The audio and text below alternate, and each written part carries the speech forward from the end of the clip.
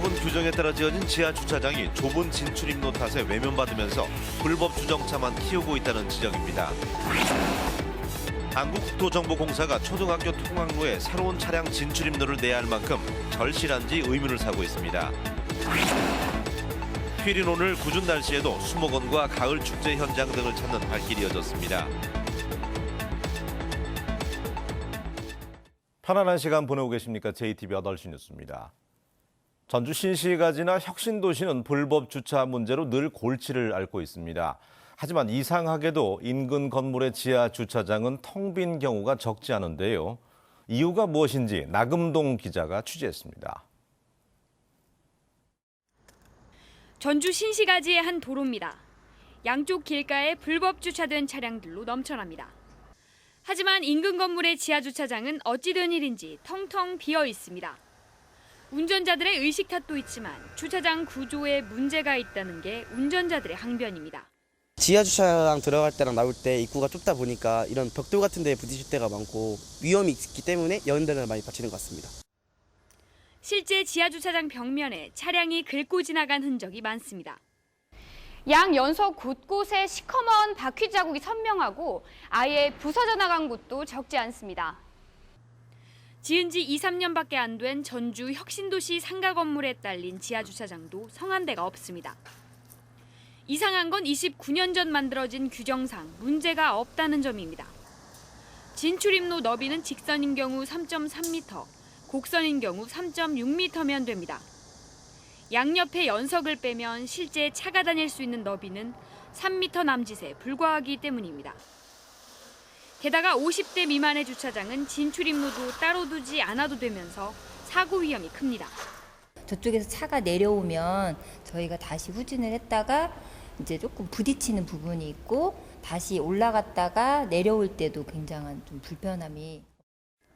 해묵은 규정에 따라 지어진 지하 주차장들이 운전자들의 외면을 받으면서 제 기능을 못하고 있습니다. JTBC 뉴스 나금동입니다. 한국국토정보공사가 초등학교 통학로에 새로운 차량 진출입로를 추진해서 학교와 학부모의 반발을 사고 있습니다. 이렇게 무리하게 추진할 만큼 새로운 진출입로가 필요한지가 의문입니다. 송창용 기자입니다. 한국국토정보공사의 계획은 청사 앞에 차량 진출입로와 36대를 주차할 수 있는 주차장을 조성하는 것입니다. 주차장은 필요해 보입니다. 6년 전 국토정보공사가 전북 혁신도시로 이전할 때만 해도 본사 정원이 240여 명이었지만 지금은 340여 명으로 늘었기 때문입니다. 하지만 진출입로의 상황은 다릅니다. 청사 뒤쪽에 있는 진출입로는 출퇴근 시간대를 제외하면 한가합니다. 국토정보공사 본사가 민원인이 많이 찾는 곳도 아닙니다. 민원 업무는 12개 지역본부와 184개 지사에서 대부분 처리하고 있습니다. 공사의 진출입로 개설 계획을 접수한 전주시도 의아하다는 반응입니다. 시청이나 구청처럼 민원인들이 이렇게 많이 출입을 하는 그런 공사도 아니고 굳이 이렇게 할 필요가 없네. 결국 새 진출입로가 개설된다면 사장 등 일부 직원만을 위한 시설이 될 가능성이 높습니다. 이렇게 나가는데 굉장히 위험하고 좀 불편이 많거든요. 하나다 보니까. 국토정보공사는 앞마당을 시민공원으로 만들고 운동장을 개방해 주민에게 좋은 반응을 얻었습니다. 하지만 무리하게 추진하는 새 진출입로 때문에 공원은 기능을 상실하고 인근 초등학생들은 안전을 위협받게 될 상황에 놓였습니다. JTBC 뉴스 송창용입니다. 주말인 오늘 오후부터 북상하는 태풍의 영향으로 빗줄기가 굵어졌습니다. 하지만 궂은 날씨에도 수목원과 행사장에는 가을의 정취를 찾아 나선 나들이객들의 발걸음이 이어졌습니다. 오늘 휴일 표정 김진영 기자가 전합니다. 수목원의 가을 정원이 펼쳐졌습니다. 노란 소국이 가을 분위기를 물씬 풍깁니다. 간간히 떨어지는 빗방울 속에 하늘거리는 갈대는 가을이 점차 무르익어감을 알립니다.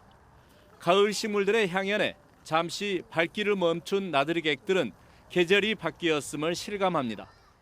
갈대숲같이 이렇게 핑크색을 띠는 그런 것이 여름에서 가을로 넘어가는 정취를 느낄 수가 있고 국화도 있고 구절초도 봤고. 정원 한켠에 마련된 체험장은 가족 단위 나들이 객들로 북적입니다. 쓸모없이 버려진 물건을 이용해 방향제를 만드는 손길이 분주합니다. 좋아하는 향을 넣어 만든 방향제를 가족들에게 선물할 생각에 웃음꽃이 절로 핍니다. 섞고 방향제를 만들고 있는데 제가 좋아하는 복숭아 향을 넣었어요. 엄마 방이랑 제 방에 이 섞고 방향제를 달 거예요. 오후부터 빗방울이 굵어졌지만 이틀째 열리고 있는 사선 문화재 행사장에는 시민들의 발걸음이 이어졌습니다. 사선 문화재의 백미로 꼽히는 사선녀 선발 대회와 공연 등을 지켜보면서 궂은 날씨에도 가을 축제를 즐겼습니다. JTB 뉴스 김진영입니다. 가파른 고령화 추세 속에 요양병원의 진료비가 최근 10년 사이에 4배나 급증한 것으로 나타났습니다.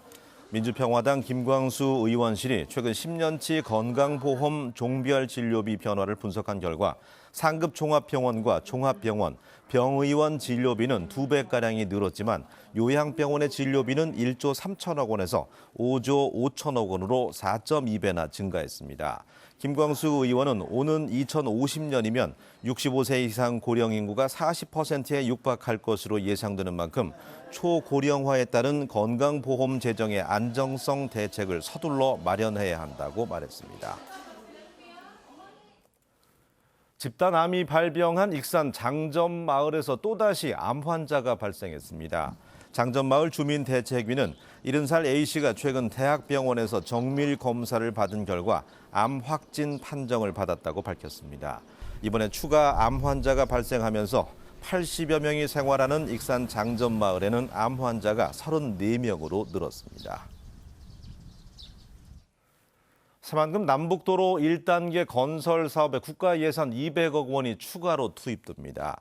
새만금 개발청은 고용위기 지역으로 지정된 군산지역 경제 활성화를 위해서 건설 사업비 200억 원을 추가로 확보했다며 1단계 공사 목표 공정률도 당초 40%에서 44%로 끌어올릴 계획이라고 밝혔습니다.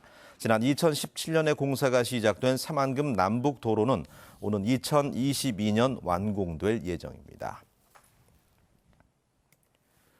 가습기 살균제 참사 피해자 추모 집회가 전주 한옥마을 인근에서 열렸습니다.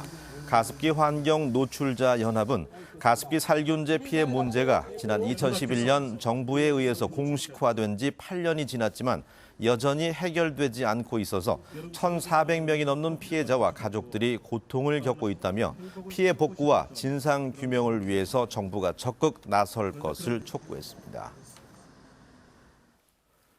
오늘 새벽 0시 10분쯤 군산시 인피면 한 아파트 6층에서 불이 났습니다. 이 불로 집안에 있던 74살 백모 할머니가 팔과 다리 등에 2도 화상을 입었고 주민 70여 명이 대피하거나 구조됐습니다. 불은 가구와 집기를 태우고 소방서 추산 1,900만 원의 재산 피해를 낸 뒤에 30분 만에 꺼졌습니다. 경찰과 소방당국은 목격자 등을 상대로 정확한 화재의 원인을 조사하고 있습니다. 날씨입니다. 전북은 내일도 북상하는 태풍 타파의 영향으로 많은 비가 내리겠습니다. 내일 예상 강수량은 30에서 80mm지만 많은 곳은 120이 넘게 내리겠고 바람도 강하게 불 것으로 보입니다. 내일 아침 최저 기온은 15도에서 18도이고 낮에도 21도에 머물러서 평년보다 낮겠습니다. 이번 비는 태풍이 지나가는 모레까지 내리겠고 비가 그친 뒤에는 기온도 오르겠습니다. 낮 기온은 당분간 평년과 비슷한 26도 안팎을 보이겠습니다.